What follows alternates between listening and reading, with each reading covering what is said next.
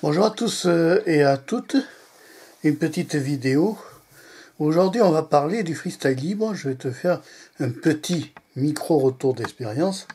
Suite à la pause du freestyle libre, j'ai constaté donc des relevés de glycémie qui se font en continu. Chaque fois que je flash, tu vois ici j'ai un capteur, là j'ai mis un capteur Protect, là j'ai un capteur, et alors ce capteur là me permet de savoir en temps réel, oui on peut dire en temps réel, avec un historique de l'ensemble des glycémies du passé, heure par heure, je peux savoir à tout moment, en scannant ce capteur, je peux avoir les résultats de mes glycémies. Et alors c'est intéressant parce que c'est sans douleur d'abord. La pause est quand même facile, il n'y a pas besoin de faire des vidéos de pause parce que toutes les vidéos ont déjà été éditées par rapport à la vidéo de pause, tu iras voir ça sur YouTube. C'est intéressant parce que tu te retrouves avec un capteur qui enregistre jour et nuit continuellement tes glycémies, minute par minute, heure par heure. Et alors c'est là que tu découvres qu'il se crée des courbes au fur et à mesure de tes scans. Et on s'en rend compte que des fois on peut faire des hypoglycémies sans s'en rendre compte. Et c'est très bien fait parce que c'est vraiment le scan en lui-même et sans douleur. Le lecteur est très important parce que c'est intéressant. Bien sûr, il y en a beaucoup qui le font avec le smartphone. Moi, je préfère le lecteur parce qu'il est quand même beaucoup plus optimisé pour utiliser ça. Alors, ça bouge un peu, oui. Voilà, attends, je vais recaler un peu la caméra. Voilà. Je trouve que le lecteur est vachement utile pour ça parce que ça permet de tout centraliser sur une même chose et ça évite que le téléphone ait des données de santé dont on ne sait pas ce que va faire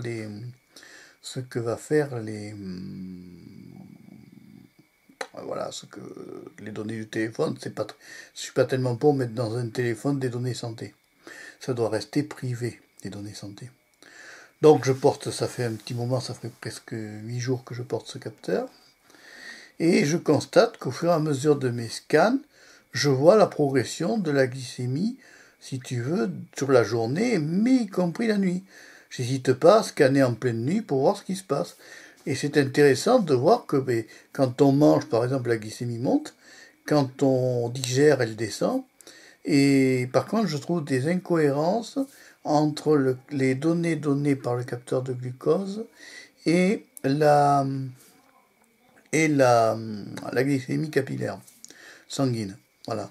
Alors, est-ce que je vais continuer les glycémies capillaires? Actuellement, je les continue encore un peu, mais je pense que dans le futur, je vais rester que sur capteur. Parce que finalement, c'est ce qu'il y a de plus précis. Je trouve que le Freestyle Libre 2 est d'une précision extrême. Il me prévient quand il y a un glucose qui est bas. Il me prévient quand le glucose est élevé. C'est quand même une certaine sécurité. Honnêtement, c'est vraiment une sécurité et c'est très important de savoir ça parce que ça peut impacter, ça peut éviter des hypoglycémies sévères. J'en ai déjà eu par le passé où j'ai même perdu connaissance et ça marque. Voilà, ça marque et ça non seulement ça marque, mais en plus sur le moment ça choque. Faut savoir que ce ne sont pas les médecins qui m'ont aidé pour ça. Je n'ai pas eu je suis allé voir au moins 3 médecins différents. Ça regarde à peine le carnet de glycémie, quoi. Ça passe tellement vite les pages que on se demande s'ils lisent. C'est un peu décevant. Finalement, c'est de mon propre chef, suite aux dernières vues du médecin, qui n'a pas prescrit le freestyle libre du reste, parce qu'ils ne prescrivent rien, parce que pour ceux qu'on peut faire des hypoglycémies tout en n'étant pas diabétique. Donc le médecin n'a rien prescrit parce que pour lui, en théorie, jusqu'à ce qu'il a vu par rapport aux résultats fournis par l'AccuCheck mobile, qui est un excellent appareil aussi en glycémie capillaire. Maintenant, moi, il me manquait les données nocturnes.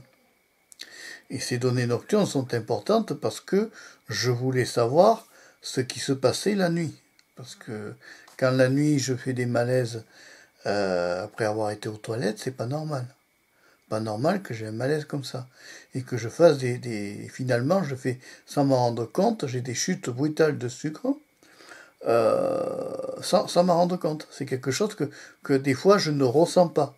Alors des fois je vais sentir plus ou moins fort certaines chutes glycémiques brutales, mais il y en a d'autres que je ne ressens pas. Et je me retrouve face à ce truc où on est dans une incertitude totale. Alors c'est vrai que bon, ça prend pas beaucoup de place, hein. C'est un petit capteur, tu vois. Ça prend vraiment pas beaucoup de place.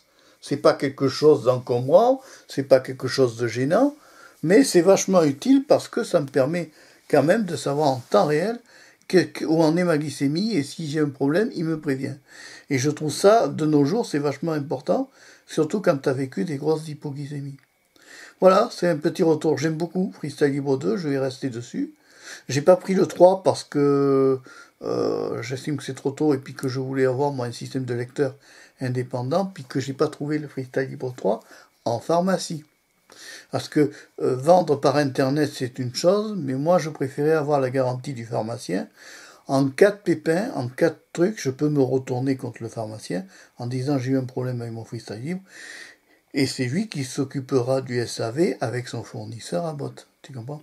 Tandis qu'avec Internet, les retours et tout ça, on n'a pas tellement de garantie, réellement d'assurance que le laboratoire va prendre en compte. Si tu as acheté ça, on ne sait pas s'il n'y a pas des copies qui tournent, on ne sait pas. Là, je suis sûr que j'ai un Freestyle Libre officiel et que je suis sûr d'avoir une paix par rapport à ça.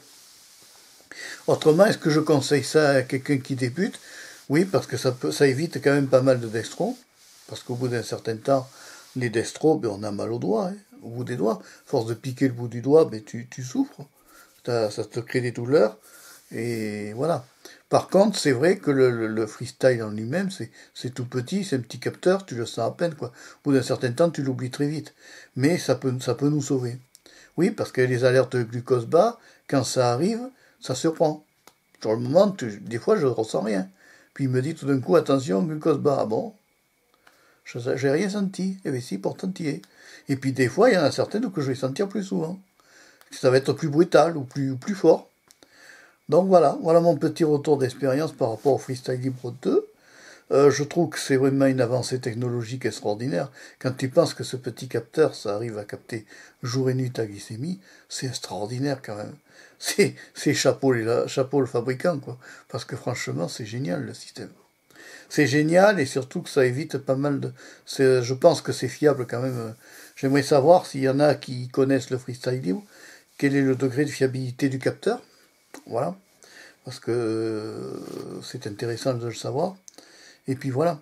Allez, si tu as aimé la vidéo, tu peux la liker, tu peux aussi t'abonner à Marc Péchaud 3 Diversité. Au revoir, à bientôt et merci. On se retrouvera pour une autre vidéo dans une autre thématique. Ciao!